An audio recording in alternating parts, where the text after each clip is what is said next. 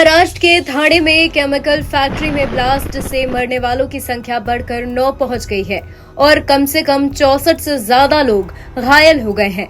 मरने वालों में 6 पुरुष और 2 महिलाएं शामिल हैं। अब इस घटना का सीसीटीवी फुटेज भी सामने आ गया है। सीसीटीवी फुटेज में दिख रहा है कि ब्लास्ट इतना जोरदार था कि पूरा मकान हिल गया। धमाके के बाद पूरे इलाके में अफरा तफरी मच गई और लोग जान बचाने के लिए भागने लगे। दरअसल महाराष्ट्र के ठाणे जिले के डोंबिवली में गुरुवार दोपहर करीब 1:40 पर एक केमिकल फैक्ट्री में बॉयलर फटने से भीषण आग लग गई, जिससे एक बड़ा हादसा हो गया। जिस फैक्ट्री में ये धमाका हुआ वो ठाणे के डोंबिवली में MIDC के फेज 2 में स्थित है। लोगों ने बताया कि इस दौरान छोटे छोटे 3 धमाके हुए। धमाके इतने तेज थे कि इसकी आवाज करीब 3 किलोमीटर दूर तक सुनाई दी। हादसे के बाद NDRF और TDRF और फायर ब्रिगेड की टीमें मौके पर पहुंची और आग पर काबू पा लिया गया। अभी तो फायर कंट्रोल में है और NDRF की टीम, सिविल डिफेंस की टीम से यहाँ पे प्रेजेंट है और जो सर्च एंड रेस्क्यू का ऑपरेशन चल रहा है। अभी मॉर्निंग से हमने 3 बॉडीज रिकवर की है। सर टोटल कितने बॉडियां निकली है अभी और क्या कहना चाहेंगे अभी 3 बॉडीज हमने रिकवर की है। टोटल कितने बॉडी हो गए अभी तक मिला के, कितने बॉडी निकाली और कितने की डेथ की आवश्यक है? कल 5 निकाली थी, आज 3 हो गई। टोटल 8 की है बॉडीज और 2 का बताया जा सकता है कि 2 फंसे होने की संभावना है। सर किस तरह का परेशानियां आई आग बुझाने के लिए और किस तरह का रेस्क्यू ऑपरेशन के लिए किस तरह का प्रॉब्लम हुआ, इस पर क्या कहना चाहेंगे?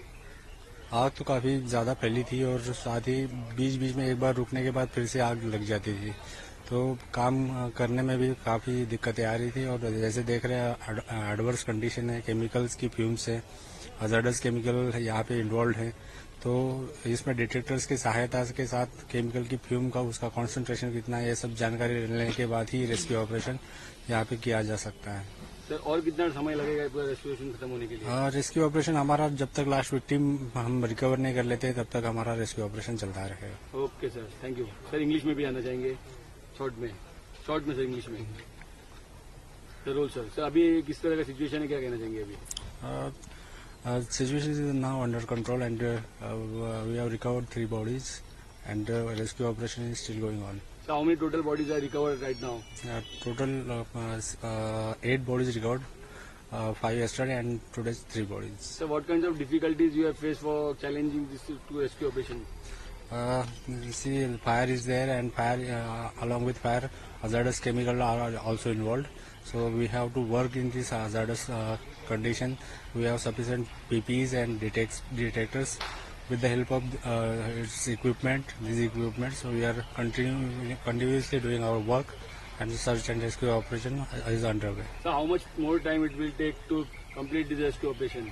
Till last victim gets recovered. हादसे के बाद इस मामले में फैक्ट्री मालिकों मालती प्रदीप मेहता और प्रलय प्रदीप मेहता के खिलाफ गैर इदारतन हत्या का केस दर्ज किया गया है। उधर महाराष्ट्र सरकार ने इस हादसे में जान गंवाने वालों के परिजनों के लिए 5 लाख रुपए का मुआवजा देने की घोषणा की है। वहीं घायलों के इलाज की जिम्मेदारी ली है। बताया जा रहा है ये हादसा मुदान मेडिकल प्राइवेट लिमिटेड में उस समय हुआ जब फैक्ट्री के अंदर काम करने वाले लोग बॉयलर में केमिकल प्रोसेसिंग का काम कर रहे थे। उसी समय अचानक ही बॉयलर फट गया, वहां भीषण आग लग गई। बॉयलर के टुकड़े करीब 1.5 किलोमीटर के दायरे में जाकर गिरे, जिससे कई कंपनियों को नुकसान हुआ। इतना ही नहीं, सड़क किनारे बने घरों और दुकानों के शीशे और खिड़कियां टूट गई।